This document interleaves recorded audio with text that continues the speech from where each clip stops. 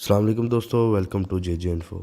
दोस्तों, आज मैं आपको ऐसे हॉन्टेड हाउस की कहानी सुनाऊंगा जो कि शुरू से ही हॉन्टेड नहीं था।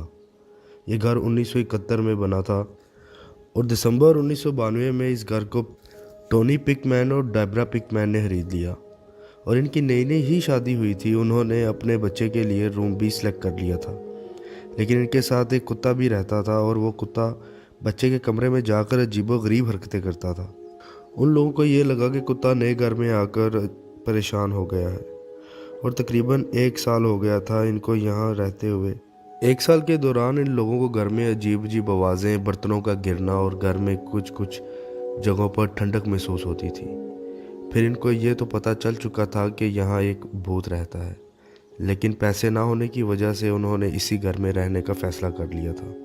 फिर इनको बच्चा भी हो गया था और उसको इन्होंने उसी कमरे में रखा जहाँ कुत्ता भौंकता था। लेकिन बच्चा सारी रात सोता नहीं था। डेब्रा को लगता था कि रात को बच्चे से कोई खेलता है। फिर एक दिन टोनी ने देखा कि बच्चे के सारे खिलौने कमरे में बिखरे पड़े हैं। उसने समझा कि ये डेब्रा ने रखे हैं। उसने सारे खिलौने उठा के इकट्ठे कर दिए थे। फिर उसी वक्त उसको कमरे से खिलौनों के गिरने की आवाज़ आई। जब वो कमरे में आया तो खिलौने दोबारा बिखरे थे। फिर उन्होंने फैसला किया कि बच्चा अब अकेला नहीं छोड़ेंगे। फिर अचानक से उनके हमसाये ने बताया कि रात के 2 बजे के बाद आपके बच्चे के कमरे की लाइट ऑन हो जाती है, जबकि उन्होंने वो कमरा तो लॉक कर दिया था। फिर उन लोगों ने वहाँ से जाने का फ़ैसला कर लिया था। जैसे ही उन्होंने वहाँ से जाने का फ़ैसला किया तो टोनी के जिस्म में दर्द शुरू हो गई। डेब्रा ने टोनी की शर्ट ऊपर करके देखा तो उसके जिस्म पर शदीद ज़ख्मों के निशान थे। फिर वो घर से भागकर बाहर निकल गए। 29 जुलाई 1993 में उन्होंने एक बारबरा कनोर नाम की पैरानॉर्मल इन्वेस्टिगेटर को इस घर बुलाया। उसने बताया कि यहाँ पर एक छोटी बच्ची की रूह है जिसका नाम सैली है। फिर उन लोगों ने फैसला किया कि ये छोटी बच्ची ही है, रह लेंगे इस घर में।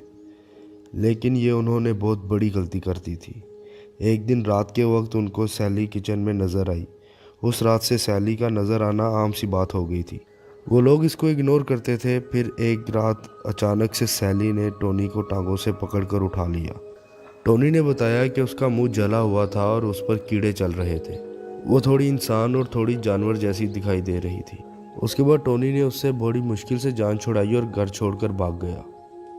उसके घर वालों ने भी वो घर छोड़ दिया था। ये घर आज भी बंद पड़ा है और कोई भी वहाँ नहीं जाता। शायद कुछ घरों में भूतों का बसेरा इस वजह से भी हो जाता है जब वो बहुत देर तक खाली रहते हैं। बाकी ये चीज़ें तो हकीकत में हैं भी, इसलिए इनसे हम इनकार नहीं कर सकते।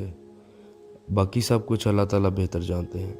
अपना ख्याल रखें दोस्तों। मेरे चैनल जे जे इन्फो को लाइक, सब्सक्राइब, शेयर करें। अल्लाह हाफिज़।